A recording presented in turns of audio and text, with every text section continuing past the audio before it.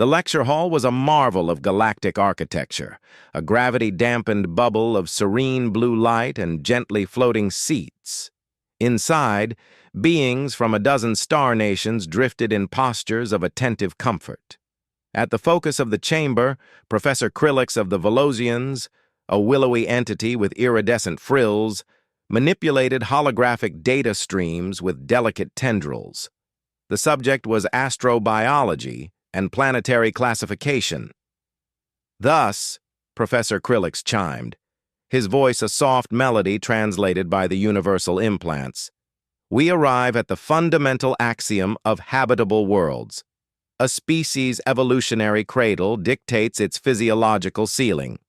Through exhaustive study, we have established that complex, spacefaring life cannot arise, let alone persist, under gravitational force exceeding 0.8 standard galactic gravity.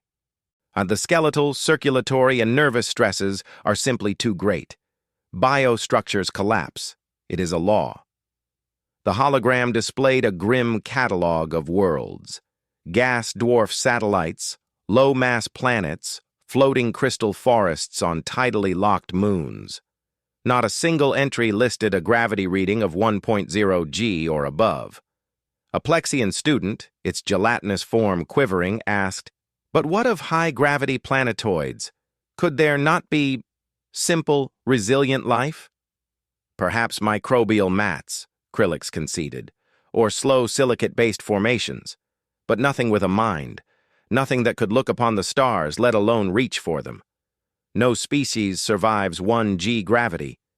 It is the great filter of biological complexity." A hand went up in the back. It was a human, one of the newer members of the Galactic Commons. The species had caused a minor stir, compact, dense, and oddly energetic. This one, named Leo, had a puzzled frown on his face. "Professor?"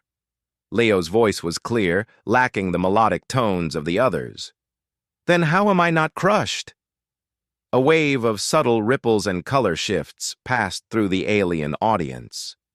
It was a question so absurd it bordered on illogical.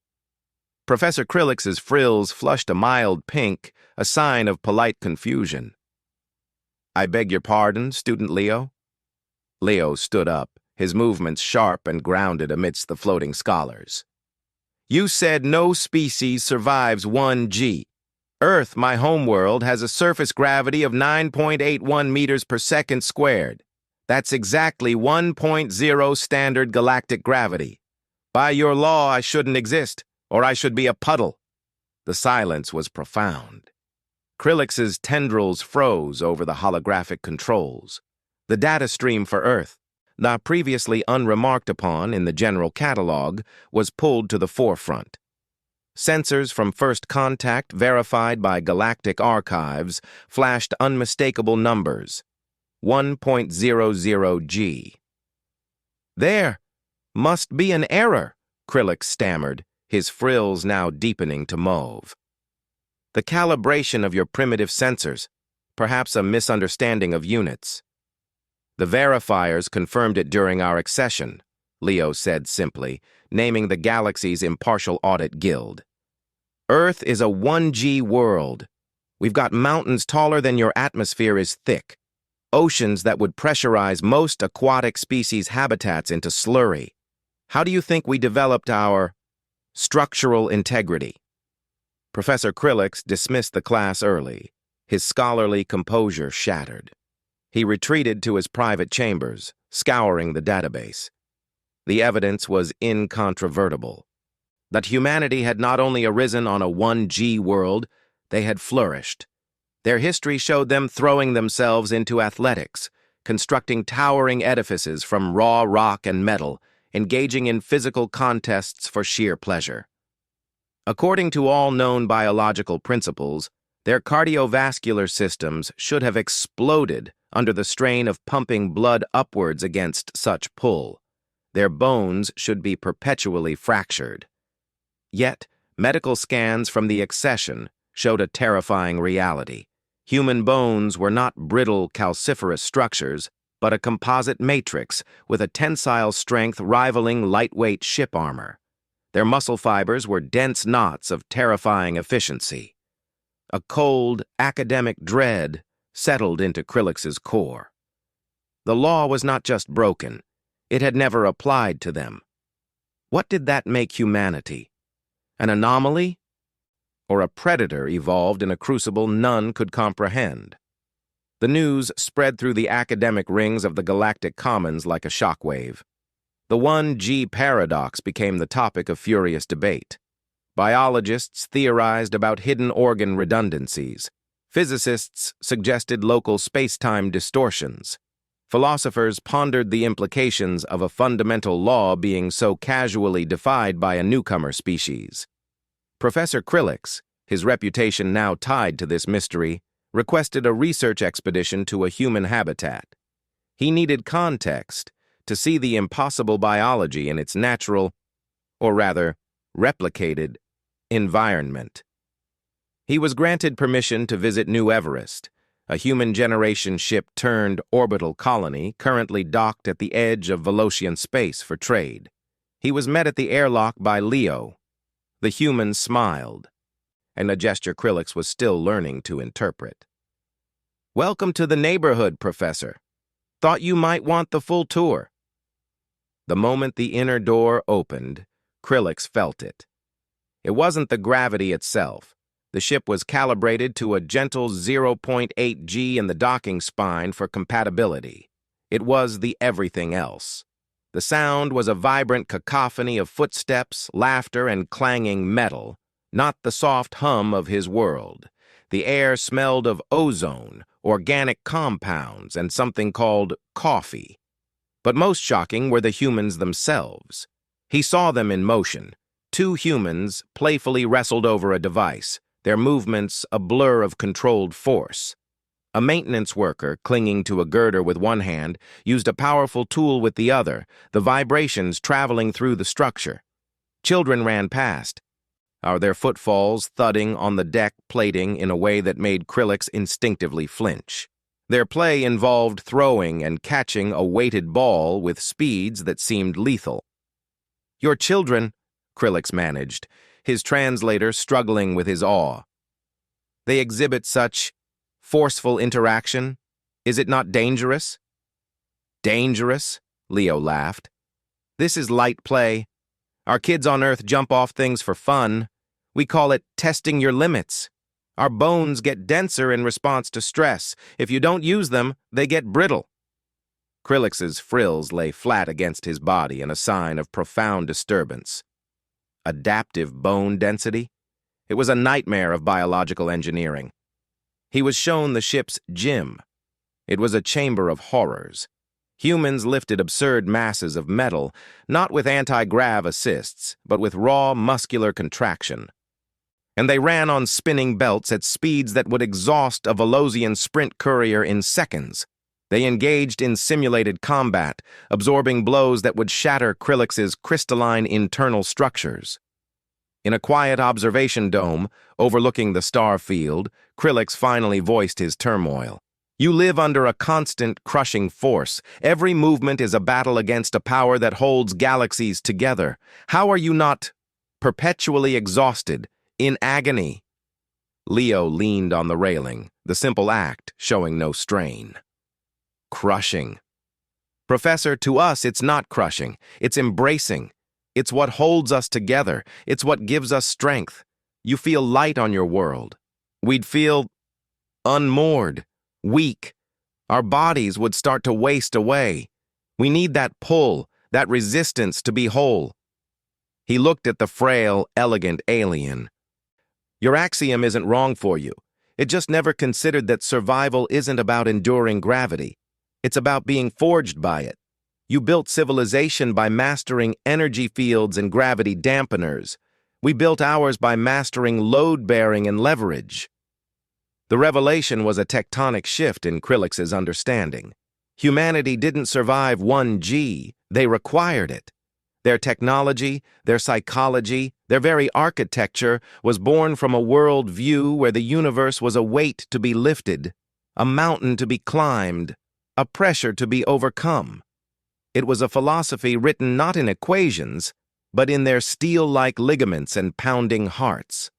The return journey to the academic enclave was silent for Professor Krillix. He was not just carrying data, he was carrying the death of a universal truth. His report, when he filed it, was a sensation. It reframed humanity, not as fragile newcomers, but as beings of immense latent power, their normal a realm of extreme physics for others. This abstract understanding became terrifyingly concrete during the crisis at the Ladoran mining colony.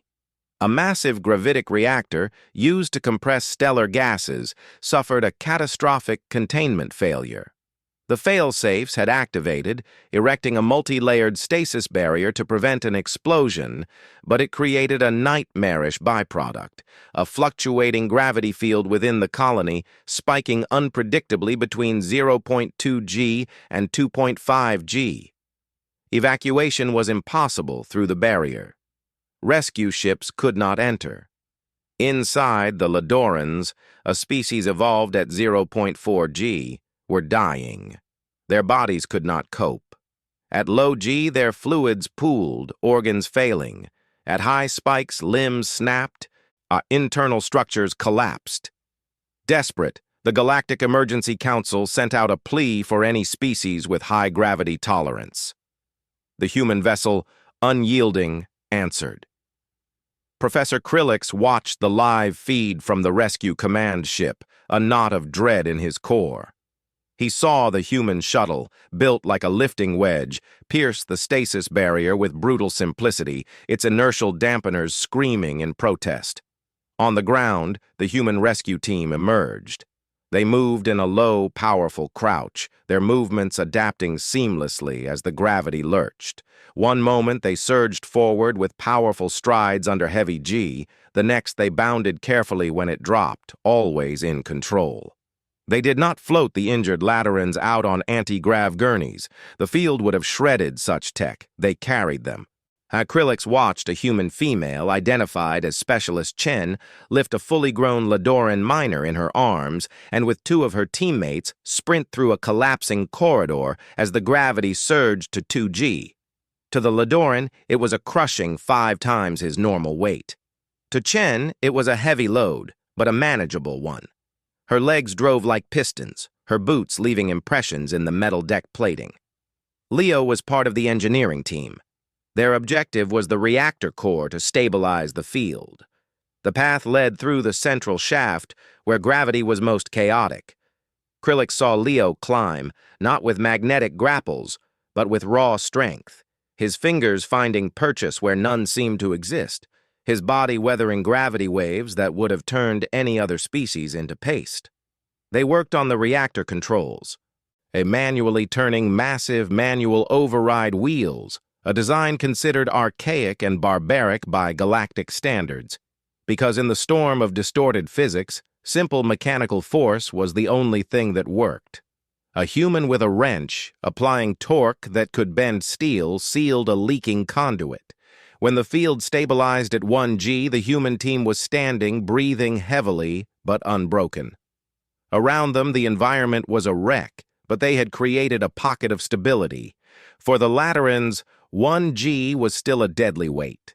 For the humans, it was just Tuesday. They used their own bodies as shelters, shielding the aliens until medevac could finally enter. Later, on the command ship, a hush fell over the gathered galactic officials. Professor Krillix looked at Leo, who was drinking water, his uniform torn and smeared with grime, and the professor's frills were now a permanent shade of contemplative blue. "You asked me how you were not crushed," Krillix said, his voice soft. "I see now I asked the wrong question. The right question is, what else in this universe could possibly crush you?" Leo finished his water, a glint in his eye that was neither threat nor pride, but a simple, unshakable fact. "We don't know yet, Professor, but we're built to find out." The galaxy had learned a new law that day. It was not written in textbooks of biology or physics. It was written in the indelible footprints on a mining colony deck and in the quiet, unwavering heartbeat of a species for whom the impossible was just another hill to climb. They were not survivors of 1G gravity.